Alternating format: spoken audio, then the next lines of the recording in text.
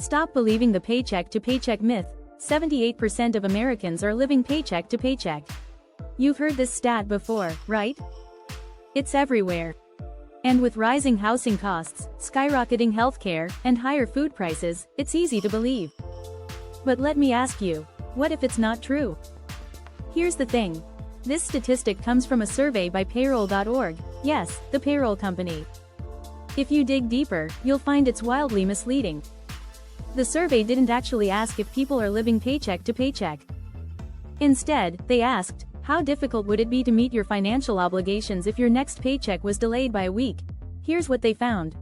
49% said it would be very difficult. 29% said it would be somewhat difficult. They just added those numbers together and claimed, 78% of people are living paycheck to paycheck. Wild, right? Now, let's talk about real data. 82% of Americans rate their financial situation as good or very good. The median household has a net worth of $193,000. They also have $88,000 in their checking or savings accounts. So why does this paycheck-to-paycheck narrative stick? Because it taps into how people feel about money, and feelings can be manipulated. Let's focus on actual mistakes people make with their money and how you can fix them so you don't feel like you're stuck. Mistake number 1. Lying to yourself. I've talked to six-figure earners who tell me they're living paycheck to paycheck.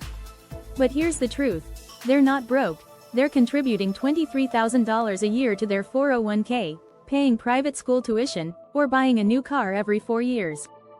This isn't living paycheck to paycheck. It's making decisions that allocate most of their income toward long-term goals or luxury expenses. If you want to stop feeling broke, here's an action step. Create a guilt-free spending account. Allocate 20 to 35% of your income toward things you love, vacations, dining out, hobbies. Spend that money without guilt. Mistake number 2. Ignoring opportunity cost. Every dollar you spend is a dollar that could be doing something else for you. This is called opportunity cost, and most people never think about it. For example, let's say you're spending $500 a month dining out. What if you invested that money instead? Over 10 years, with an average 7% return, that's nearly $83,000. The key isn't to cut out everything you love, it's about asking, is this expense worth what I'm giving up in the long run? By understanding opportunity cost, you can make smarter spending choices that align with your goals. Mistake number 3.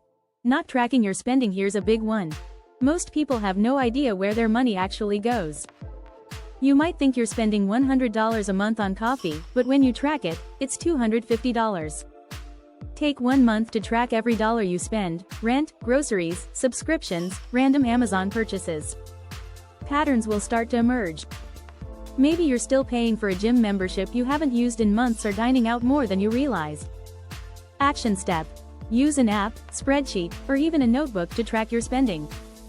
Once you see where your money is going, you'll find areas to cut back without feeling deprived. Mistake number 4. You don't have a financial moat. Life throws curveballs: a job loss, medical bill, or emergency travel. If you don't have savings, you're vulnerable. That's why you need a financial moat: 3 to 6 months worth of essential expenses saved in an emergency fund. Start small.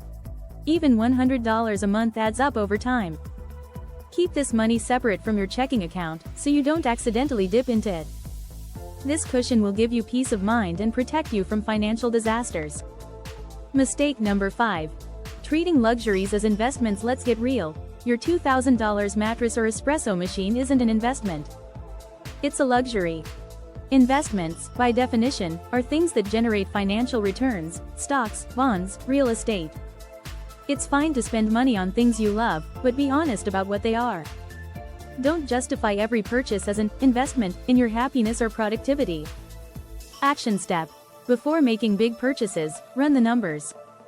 Can you afford it after covering your fixed costs, savings, and investments? If the answer is yes, enjoy it guilt-free. If not, reconsider. Mistake number 6. Not saying no. Sometimes, financial stress comes from trying to keep up fancy dinners, destination weddings, or indulging your kids' every request. The truth is, you can't say yes to everything. Learning to say no is a skill that protects your budget and mental health. Action step. Create a vision for your rich life. What matters most to you? Travel, education, experiences. Focus your spending on those things and cut back on everything else. Stop the myths, start the fixes. You don't have to live paycheck to paycheck, or feel like you do. By avoiding these common mistakes, you'll not only be in a better financial position but also feel more confident and in control of your money. Start with the small changes, track your spending, build your moat, and embrace guilt-free spending. And remember, your money should help you live a rich life today and tomorrow. If you found this video helpful, hit the subscribe button and let me know in the comments, what's your biggest money mistake, and how are you fixing it? See you next time.